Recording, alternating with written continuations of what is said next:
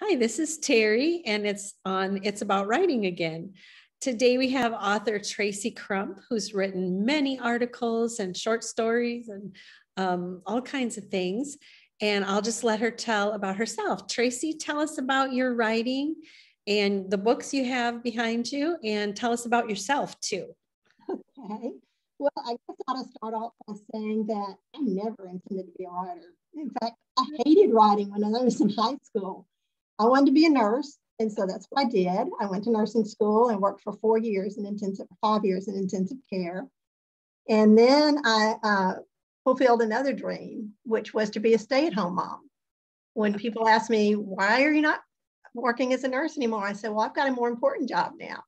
So God was gracious. He went along with my plans. And then he decided to throw a little kink into the works there. And he directed me toward homeschooling, which is also something I never planned to do. But just like anything, he ordains, it turned out to be the biggest blessing. Yeah. So we homeschooled and our boys graduated. And then I began writing. I felt God was leading me to write about a family issue that I felt like people need to know about. And so I ended up going to a writers' conference. And there I met a couple of magazine editors, and they were interested. And a couple of articles got published in national magazines, and I actually got paid for it. So I thought, this is kind of neat. This is fun. So I went on from there and started writing, and I joined a writers group headed up by a lady named Mary Lane Wade Cope. And she knew I had worked as a nurse years ago. And she emailed me one day and she said, Chicken Soup for the Soul is doing a book for the nurse's soul. She said, why don't you submit something? And I thought, that was so long ago and I don't know what to write about. And I thought, they're not going to publish anything I write anyway, this huge series. And so I just let the deadline pass. And a few days later, she emailed and she said, Chicken Soup has extended the deadline for the Nurse's Soul book. Why don't you try submitting something? And so I said, oh, well, and I thought of one story and then another. And I ended up submitting 5 stories to that book. And they held 3 for consideration and chose 2 to publish. And that was, of course, in the Nurse's Soul book. And those were the first 2 stories I published. And up to that point, I had just published a couple of articles. So I kept submitting. Kept writing, and many of them were turned down, but quite a few were accepted. And so I have published 22 stories in Chicken Soup for the Soul now. Oh. And I've published, at least probably 8 or so in other anthologies and really enjoy it. And we actually, Mary Lane Wade Coke, who encouraged me to submit that first story, she and I started Write Life workshops. And we do workshops, and we've done webinars in the past, but mostly workshops on writing for Chicken Soup for the Soul. Okay. We started a newsletter called The Write Life, and we solicit articles from professionals in different areas of writing, fiction or nonfiction, publishing, just all different areas.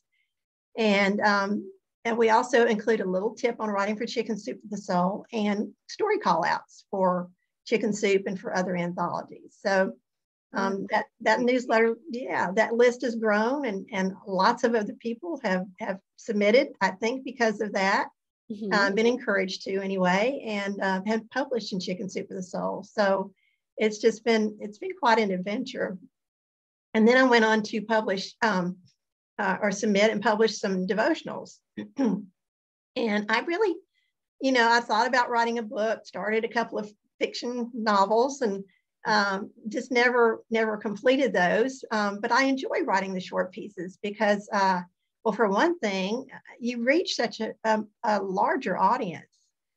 People who write think I've got to write a book. That's the only way you become a writer, but that's not true. When you write a book, if you self-publish, you'll be doing well to it's kind of disheartening, but you'll be doing well usually to sell 500 copies.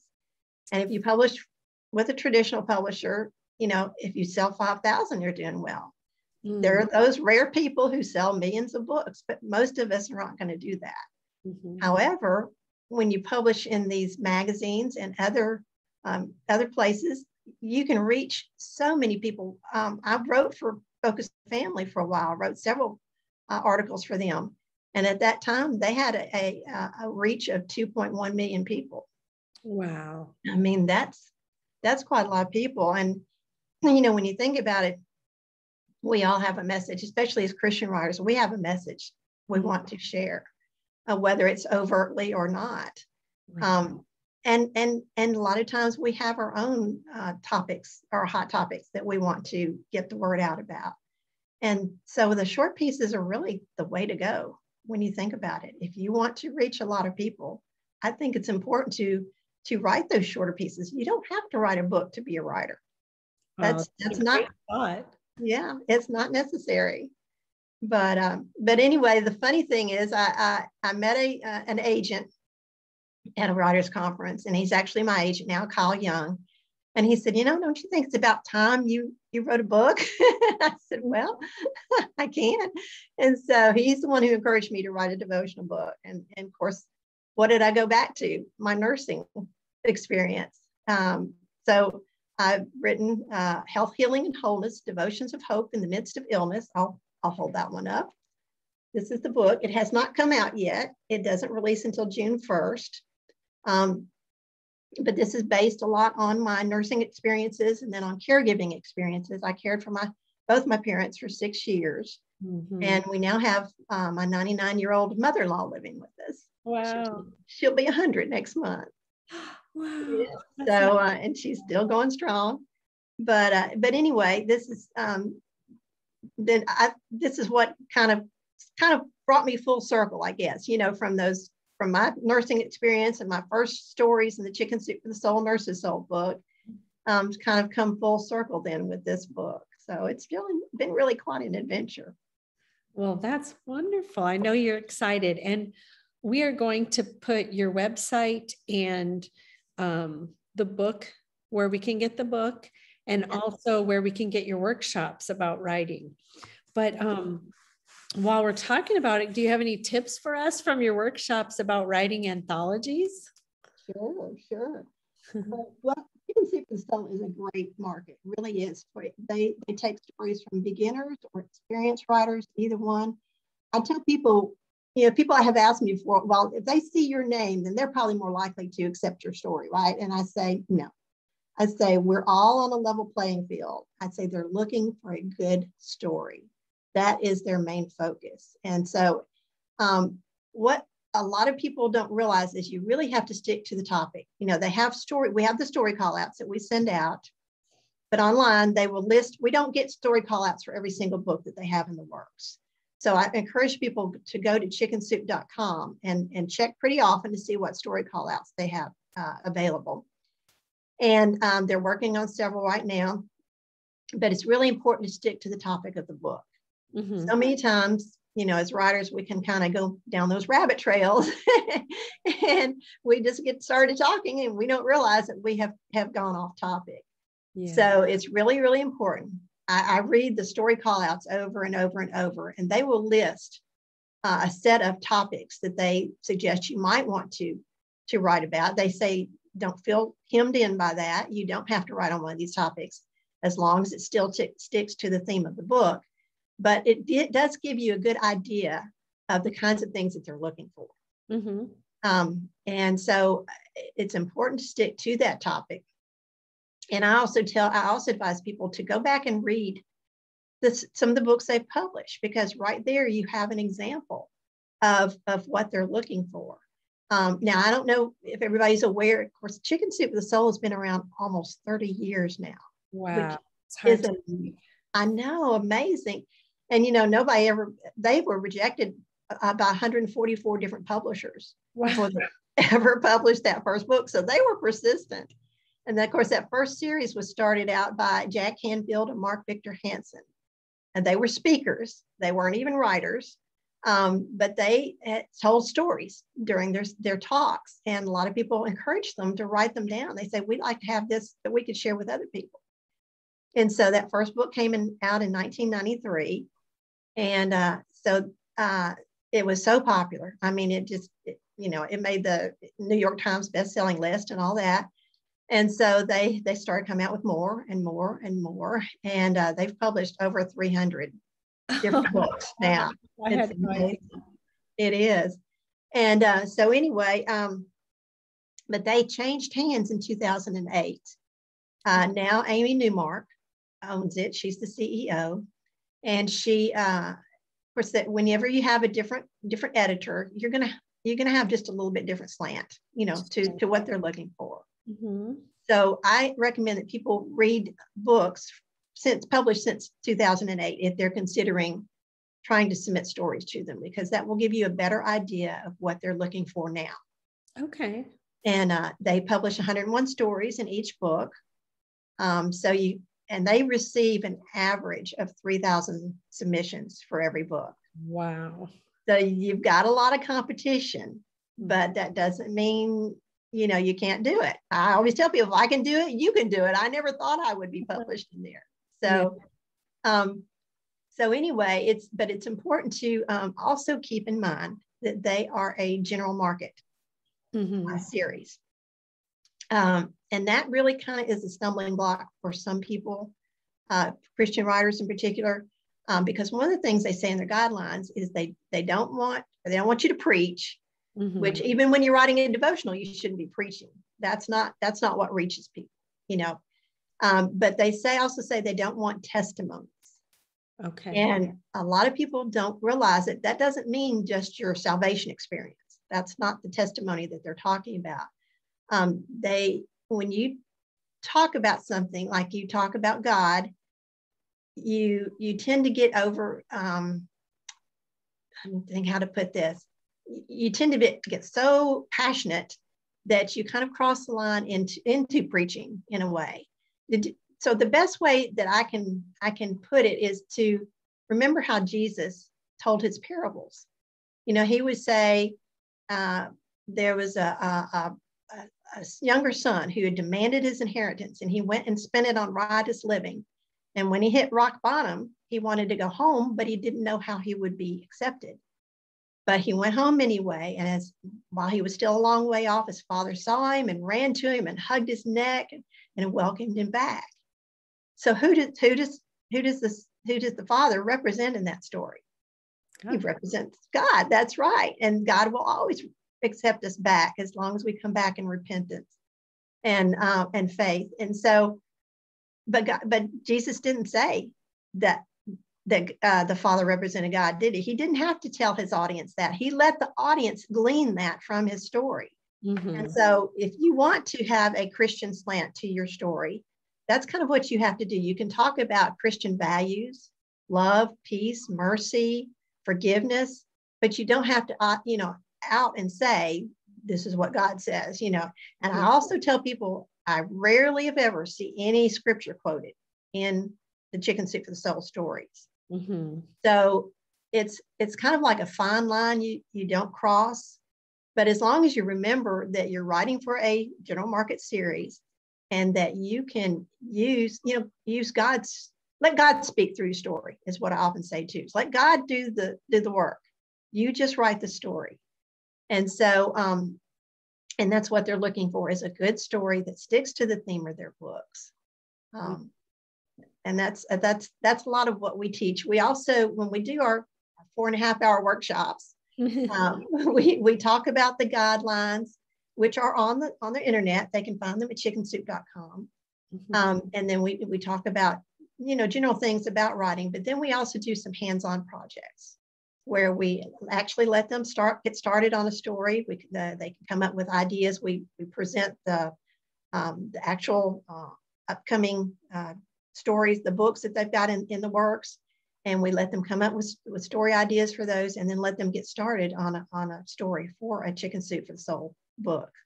So it's a lot of fun. We have a great time doing those workshops, and we really enjoy it. It sounds like a good thing to do too, to go through, and then you have a start to a story. That's right. Yeah. And go home. Go home and write it and submit it. And you know what? That's what I always tell them too, that is the hardest part. We walk through the form. There's an online form that you have to go to submit your story. And I say the last part is the hardest, because that's the submit button. And we never think we're finished with that story. It's never ready. But you will definitely not be published in Chicken Soup for the Soul if you don't submit a story. Right. Right. That right there is good advice too for any writer of any genre, right? That's right. Oh my goodness. Well, go ahead. I was going to tell you too that I do have a course online on writing for chicken soup for the soul. Okay. Serious Writer at seriouswriter.com. And so some people found that very helpful too. And it's something they can watch over and over and learn about the different aspects of writing for the series. And can they find that on your website? Yes, it is on my website too. Okay. Okay. Mm-hmm. So the website link will get them there. That's good. I'm pretty sure it is. Well, we're in the process of redoing my website, and it will be on there if it's not. No, I think it is. I think it is. Okay. Yeah. I saw it there. Well, I also wanted to hear specifically about your book that's coming out in June. That's not very far away. Yeah. And it looks like it could be so encouraging and so helpful. So just tell us about what that's about. Okay.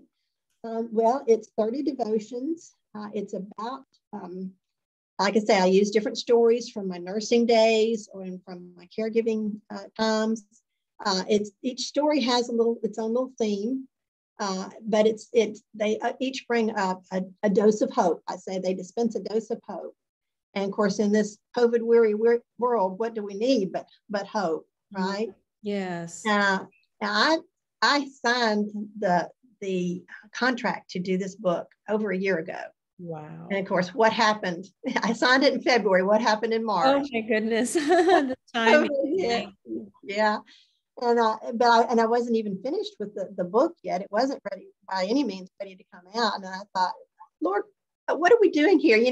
Health and healing and pandemic. Wouldn't this be the best time for this to come out? But of course, his timing is always better than ours. Mm-hmm. And I would not have been able to do any kind of promotion for it. That's what writers I know have been facing for the past year, is not being able to get out and do book signings and different things. Yeah. And anyway, but what I found is really this is the perfect time for it to come out, because we're once this pandemic is over, we're still going to face chronic illness. We're still going to face devastating diagnoses of cancer and other illnesses. So it will never be out of style, that's for sure. And there will always be that need for hope.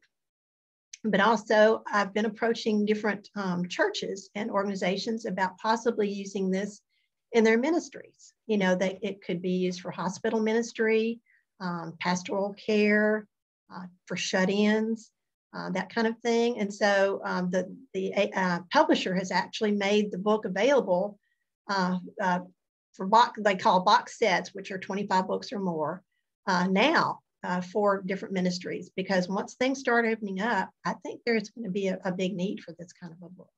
Yes. Yeah. And is there a discount when you get a box set or a church order?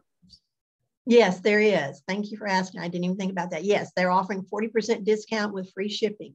Oh, great. Mm-hmm. Great. And I saw it even if you just order one book, it's on pre-order right now. It is on Amazon, and on Barnes and Nobles and different websites. Well, it's exciting. And like I had told you before we started recording, I have several friends who are writers and a few who are not, who have some chronic pain and different things, just different things with different people I know. And I think when you're on those days when it's hard to get out of bed because of pain or because of sickness, a book like that would just be so perfect. We need hope and encouragement. And these are amazing people I know that work, through a lot of pain they work through. And it's incredible. It wears you down. Pain wears you down. Even if it's not terrible pain, it just wears you down day after day after day. Yeah. So I'm really excited about your book. Well, I think that's great. Well, Tracy, is there anything you would like to say before we go in closing?